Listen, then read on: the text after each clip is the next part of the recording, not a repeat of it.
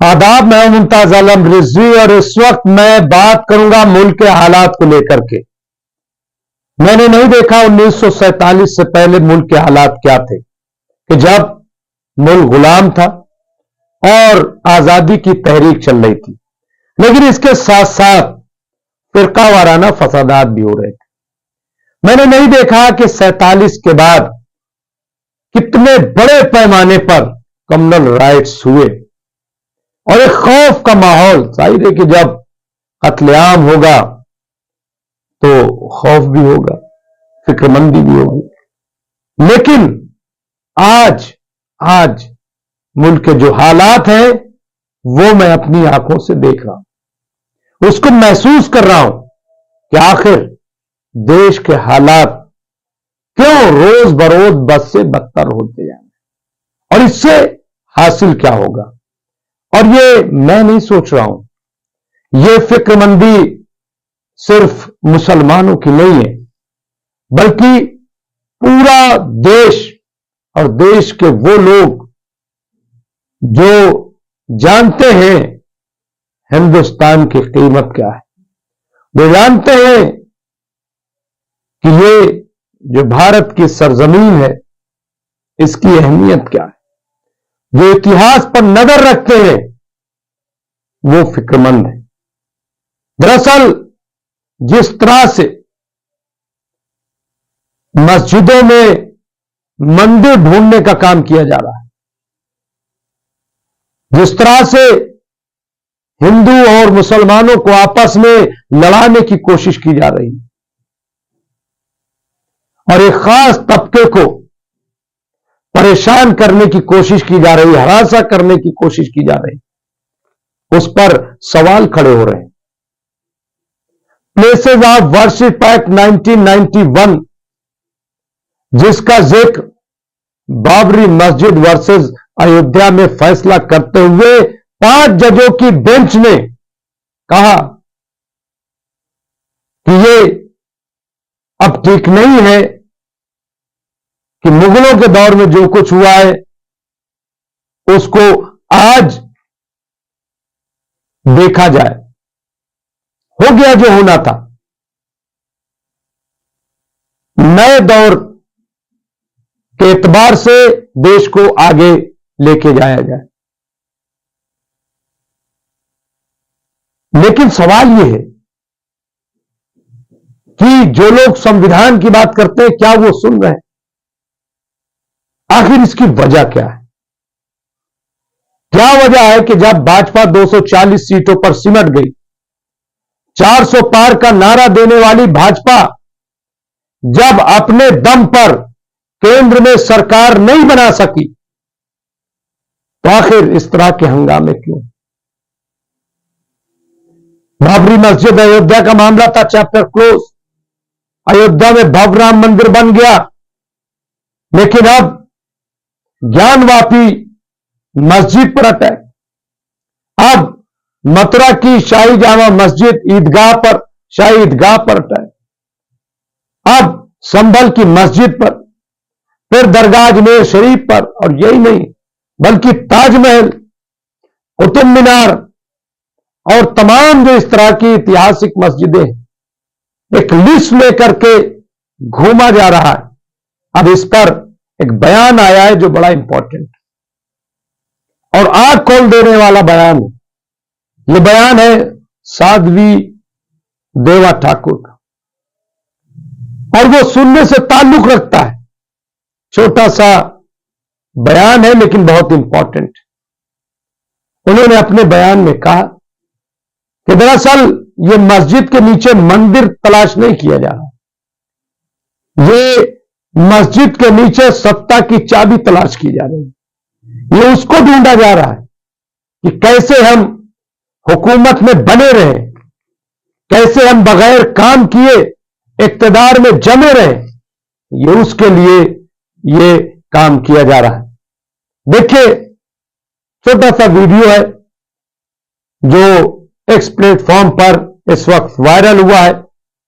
देखिए कि आखिर साध्वी देवा ठाकुर ने क्या कहा। सारी दुनिया आज के समय पूरा विश्व जब खुदाई करता है तो तेल, पेट्रोल, हीरे, खान, कोयला, ये सब जमीन के नीचे तलाशता पूरा विश्व। और भारत के अंदर दबी हुई जमीन, बड़ी इमारतें या कहीं भी जमीन के नीचे मंदिर ढूंढ रहा है। एक्चुअल मंदिर ढूंढना विषय नहीं है। कहीं ना कहीं सत्ता की चाबी, सत्ता से प्रेरित लोग, देश का राजा हिंदुस्तानी, देश में सत्ता हिंदुओं की, देश में और विश्व में मजबूत कौन? हिंदू। और फिर डर किसका? फिर खतरा किनसे? फिर तंग किनसे? एक्चुअल जिन लोगों की बहन बेटियां खुद के रिश्ते मुसलमानों से हुए, जो लोग सऊदी अरब में जाके बड़े अरबी राजाओं के साथ बैठकर भोजन करते हो, वो देश में भिड़ाने के लिए, राजनीति करने के लिए मुसलमानों को टारगेट कर रहे हैं, मस्जिदों को टारगेट कर रहे हैं। समझ में नहीं आता सत्ता कितनी खतरनाक हो गई है देश में। तो सुना आपने, ये साध्वी है और यही हमारा भारत है, यही भारत देश है। और ऐसा नहीं है कि ये जो कुछ लोग देश का माहौल खराब करने की कोशिश कर रहे हैं तो इसके खिलाफ साधु संत नहीं है। ऐसे साधु महात्मा मौजूद है देश में जिन्हें सामने नहीं लाया जा रहा है, जो इसकी मुखालफत कर रहा है। ये देश के हित में नहीं है, लेकिन उनको नजरअंदाज किया जा रहा है और जो लोग प्रवोक कर रहे हैं उनको सामने लाया जा रहा है। एक और द वायर में एक इंटरव्यू के दौरान सुप्रीम कोर्ट बार एसोसिएशन के पूर्व अध्यक्ष, सीनियर एडवोकेट दुष्यंत दवे, वो इंटरव्यू देते हुए रो पड़े, भावुक हो गए। और ये भावुकता, माफ कीजिएगा, वजीर आजम नरेंद्र मोदी की तरह नहीं थी,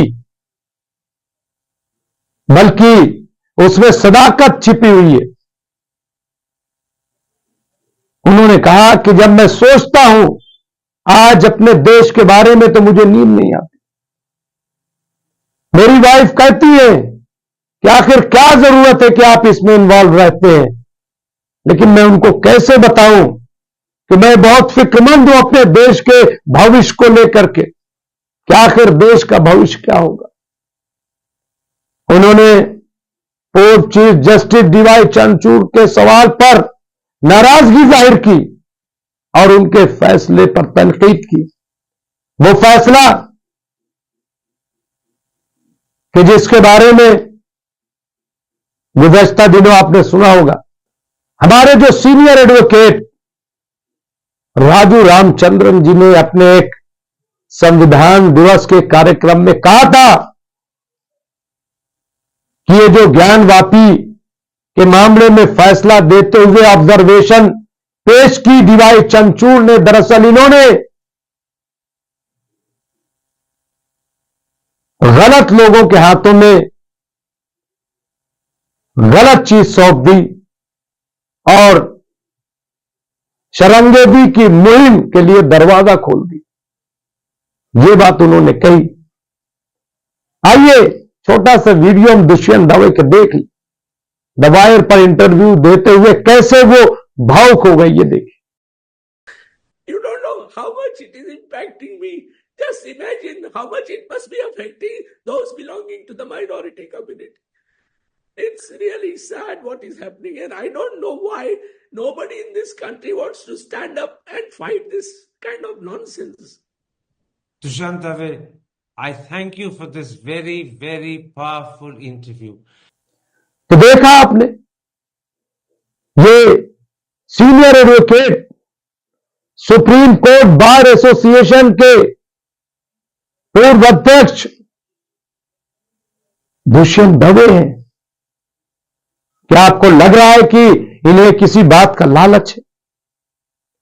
क्या आपको लग रहा है कि ये ड्रामा कर रहे हैं? क्या आपको लग रहा है कि यह भावुकता महज एक सियासी चाल है? नहीं, ऐसा हरगिज नहीं है। बल्कि हर फिक्रमंद आदमी आज यह सोचने में मजबूर है कि आखिर देश किस दिशा में जा रहा है। एक और वीडियो सामने आया है मौलाना अंसार रजा का। उन्होंने अपनी फिक्रमंदी जाहिर करते हुए ट्वीट किया है, वीडियो जारी किया है, जिसमें उन्होंने कहा कि हमारे प्रधानमंत्री ने पूरी दुनिया में एक नया इतिहास रचा है। इसलिए मैं उनसे गुजारिश कर रहा हूं कि वो जल्द अज जल्द प्लेसेस ऑफ वर्शिप एक्ट को खत्म करके और मुस्लिम धर्म स्थल खुदाई आयोग बनाए और उसमें पूर्व चीफ जस्टिस डीवाई चंद्रचूड़ को चेयरमैन बनाए और इसके साथ हरिशंकर जैन और विष्णु शंकर जैन जो मस्जिदों की लिस्ट लेकर के घूम रहे हैं कि इसमें मंदिर है, उनको इसका सदस्य बनाया जाए। ये डिमांड क्यों ऐसी बातें सामने आ रही है? उसकी वजह सिर्फ यह है कि लोग परेशान हैं, लोग फिक्रमंद हैं। देखिए पहले उनका ये वीडियो। कब बांटना है, किसको कहां काटा जाएगा, वाकिफ हैं लोग आज के हाकिम की चाल से। पूरी दुनिया में इतिहास रचने वाले हमारे देश के प्रधानमंत्री जनाब नरेंद्र मोदी साहब से मैं गुजारिश करना चाहता हूं कि जितनी जल्दी हो सके 1991 का वर्शिप एक्ट खत्म करके एक नए आयोग का गठन किया जाए, जिसका नाम रखा जाए मुस्लिम धर्म स्थल खुदाई आयोग, और उसका चेयरमैन पूर्व चीफ जस्टिस जनाब डीवाई चंद्रचूड़ साहब को बनाया जाए, ताकि अदालतों का बोझ कम हो। और चूंकि चंद्रचूड़ साहब को कानून का फेरबदल करने में बहुत महारत है, और जब ये आयोग बन जाए तो उसके 2 गवर्नमेंट नॉमिनी जनाब विष्णु शंकर जैन और हरिशंकर जैन को बनाया जाए, क्योंकि मस्जिदों के नीचे जब तक मंदिर नहीं निकलेगा तो विकास मुकम्मल तौर पे नहीं मिलेगा। नमस्कार। तो देखा आपने, कहने का मकसद यह है कि देश जिस तरह से गलत रास्ते पे जा रहा है उसको रोकने की जरूरत है।